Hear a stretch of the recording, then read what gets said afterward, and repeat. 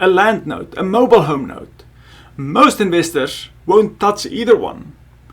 They are two of the best decisions that I've made, and today I'm going to show you why, and then answer the question I get asked more than any other. Should you buy your own note or invest alongside someone who already knows the terrain? If you watched the last video, you know I hit a wall. Not a knowledge wall, but a capital one. This video is about two real doors past that wall, and which one actually fits you.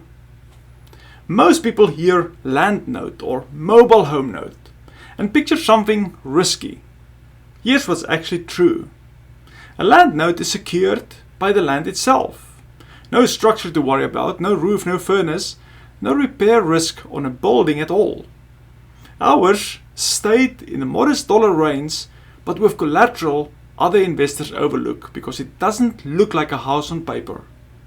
The thing worth verifying on a land note is there recorded legal access to the road? Is the parcel buildable or restricted? And is title insurance in place, like anything else?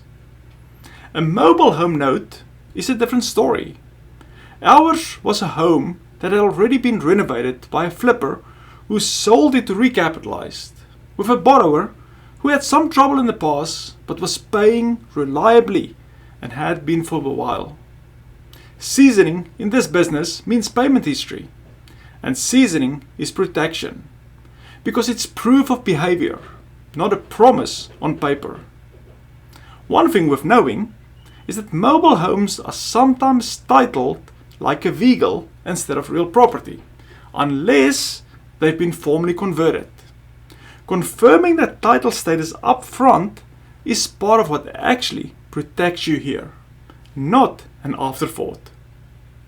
Neither of those would have shown up on the safe list for a first-time investor. But once you understand what's actually behind the note, the collateral, the payment history, the paperwork, scary stops being the right word. It becomes a question of what you understand and what you don't. That's the whole game. Not avoiding what looks unusual. It's understanding what protects you inside it. I get pushback on both of these sometimes. Doesn't a mobile home lose value over time like a car? Sometimes. If it's not attached to the land and not well maintained. Which is exactly why the title status and the renovation history mattered so much on ours. Or, isn't land a dead asset and just sits there? Also, sometimes true, which is exactly why access and buildability mattered so much on ours. Neither objections is wrong in general. They're just the reason due diligence exists. The note types that scare people off aren't inherently worse. They're just less forgiving of skipping the homework. Do the homework, and they can be some of the strongest positions in the portfolio, precisely because fewer people are competing for them. Scary isn't a description of the note. It's a description of what you don't understand yet. Quick note before I go further. Nothing here is a promise of return or investment recommendation. This is general education based on our experience, and any specific numbers are historical or hypothetical only. Talk to your own advisor before you make a decision. Door 1. Buy your own note. Full ownership, full yield, full control, with our guidance if you want it. You can buy a whole note or a partial position in one. It's generally the most direct path, and it's a real sellable asset. Note holders can sell their position in full or in part on the active secondary market rather than holding it to term. In practice, this path means you're the one reviewing the file, verifying the collateral, deciding what you're comfortable with. With us walking alongside you on the due diligence, but the decision and the capital are entirely yours. The trade-off is one from the last video. It's your capital and it's your uncertainty that carry if something needs working through, start to finish on your own. Since I mentioned selling a note, here's how that actually works, in general terms. A note holder can sell all or part of the remaining position to another buyer. The price reflects things like the remaining balance, the interest rate, the payment history, and how much time is left on the loan. There's no fixed formula, and it's not guaranteed liquidity on demand. It's a real market with real buyers. But like selling any asset, it takes time to transact.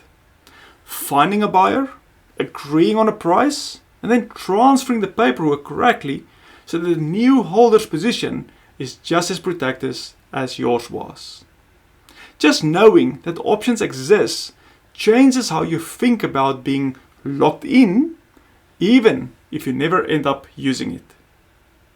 Now let's look at door 2. Invest alongside us. This is the door I didn't have 3 years ago. Instead of carrying a note solo, your capital works with ours. We handle the note itself, and you get secured position without having to source, underwrite, or manage anything yourself. It's a lower touch, and for a lot of people, it's the low stress way in.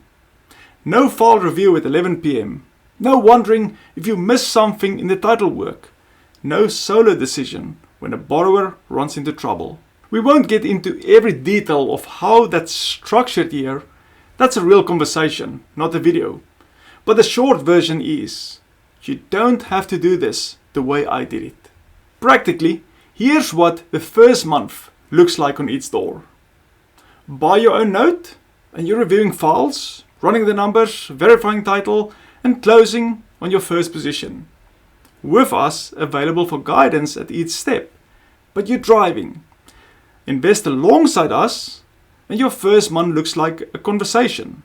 Paperwork on our end, and then watching your capital go to work in a position you've already underwritten. Same destination, being the bank instead of the customer. Very different 30 days. If you got the capital, the time, and you want full control and full yield, door 1 is probably your fit, and we're glad to guide you through it. If you'd rather have exposure to the asset class without carrying the solo, the uncertainty of sourcing, the management, door 2 exists because I wish I had existed for me. Ask yourself honestly, do you want to be the one finding the deal and working the paperwork?